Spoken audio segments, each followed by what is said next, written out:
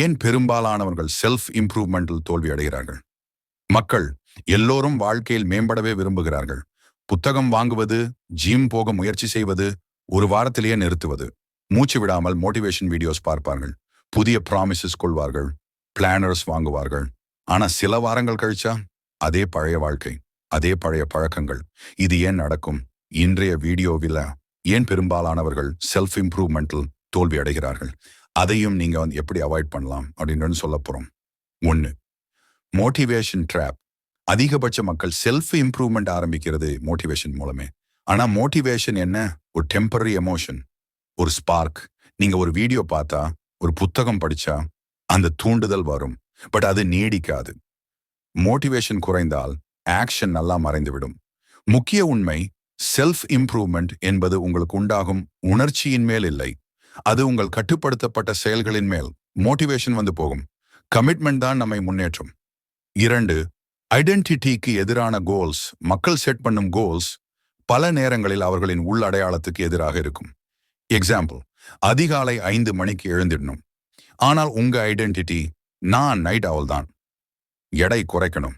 ஆனால் ஐடென்டிட்டி, நான் எப்பவும் ஓவர் வெயிட் தான். ஏன் கோல்ஸ் ஃபெயில் ஆகுது தெரியுமா?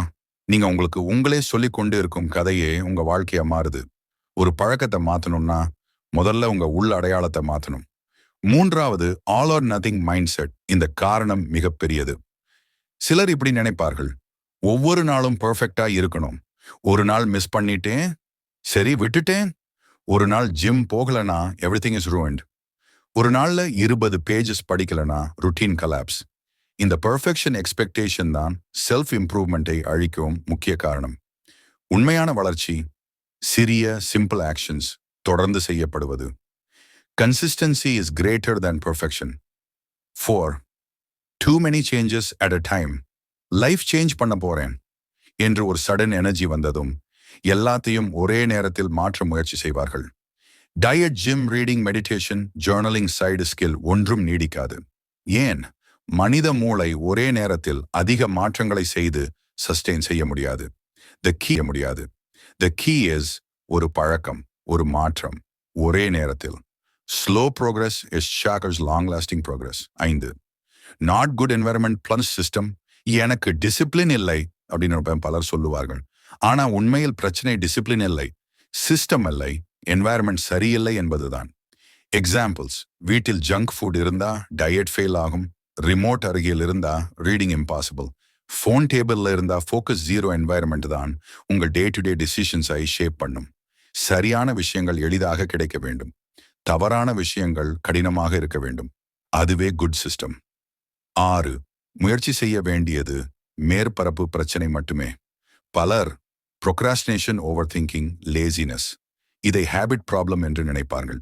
ஆனா இது ஹேபிட் ப்ராப்ளம் அல்ல, எமோஷனல் ப்ராப்ளம். பின்னாடி இருக்கும் காரணம் ஃபெயிலியர்னு பயம், கான்ஃபிடன்ஸ் குறைவு, பழைய செல்ஃப் இமேஜ், கம்பேரிசன், ஷேம். இவை நீங்க அட்ரஸ் பண்ணாத வரைக்கும் எந்த ஹேபிட்டும் நீடிக்காது. செல்ஃப் இம்ப்ரூவ்மெண்ட் என்பது வெளிப்புற செயல்களை மாற்றுவது அல்ல, உள்நிலை முடிச்சுகளை அவிழ்ப்பது. 7. No accountability. மக்கள் தனிமையாக சேஞ்ச் ஆக முயற்சி செய்வார்கள். ஆனால் அக்கௌண்டபிலிட்டி இல்லாமல் கன்சிஸ்டன்சி கிடைக்காது. அக்கௌண்டபிலிட்டி சோர்சஸ், ஒரு நண்பன், ஒரு மென்டார், ஒரு ஆன்லைன் கம்யூனிட்டி, ஒரு கோச். அந்த சிம்பிளஸ்ட் ஆப் கூட யாரோ என்னை பார்க்கிறார்கள் என்ற தாட், அதுவே கன்சிஸ்டன்சி அதிகரிக்கும். 8. How to win. சுருக்கமாக சொல்லணும்னா, மோட்டிவேஷனை நாடாதீங்க, சிஸ்டம்ஸ் உருவாக்குங்க.